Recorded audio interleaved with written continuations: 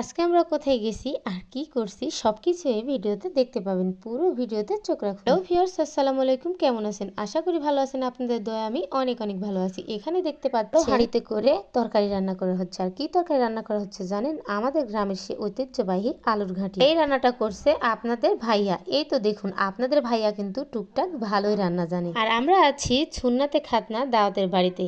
মানে এখানে হচ্ছে ঘরোয়াভাবে একটু আয়োজন করা হয়েছে সুন্নাতে খানার। তো এতে দেখুন এখানে সব মশলাপাতি আর এখানে আলু রাখা হয়েছে। আর তারপরে বড় হাঁড়িতে করে ক্ষীর রান্না করা হয়েছে, মানে মিষ্টি। এগুলো খাওয়ার পরে সবাইকে দেয়া হবে। তো দেখেই অনেক ভালো লাগছে, লোভনীয় হয়েছে মনে হচ্ছে খেতে ক্ষীরগুলো। তারপরে আমরা চলে আসি আবার সেই আলুর ঘাটির রান্না দেখতে। তো এখানে রান্না হচ্ছে আর সেন্টে একদম ভরে গেছে পুরো বাড়ি। মনে হচ্ছে কখন খাবো।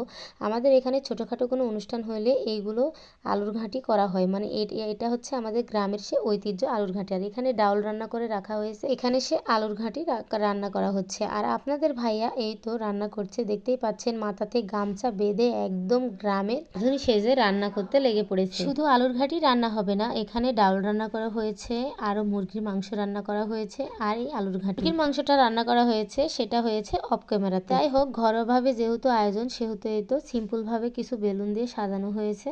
আসলে যার জন্য এই আয়োজন করা তাকে একটু মিষ্টিমুখ করানো হবে, সে কারণে সবগুলো মিষ্টির আয়োজন করা হয়েছে, অনেক রকম ফলের আয়োজন করা হয়েছে। এগুলোই সবাই মিলে আমরা সাজাচ্ছি। আসলে আমরা গ্রামে থাকি, এটা আমাদের গর্ব। আসলে আমরা গ্রামের মানুষ, সবাই যখন কোনো অনুষ্ঠান হয় হাতে হাতে হাত মিলিয়ে সবাই একসাথে কাজ করি আর সবাই একসাথে চেষ্টা করি সব কিছু ভালো সুন্দর করে সাজিয়ে পরিবেশন করার। দেখুন এখানে ছোট ছোট সোনামণিরা কিভাবে শাড়ি পরে সুন্দরভাবে সাজুগুজু করেছে। আর এই তো আমার পুচকু সোনা। তারপরে এই তো দেখুন যার জন্য এত আয়োজন তাকে একটু মিষ্টি মুখ করানো হচ্ছে, তার বাবা তাকে মিষ্টি খাওয়াচ্ছে। তো আজকের মতো এই পর্যন্তই। সবাই ভালো থাকবেন, সুস্থ থাকবেন। আল্লাহ হাফেজ।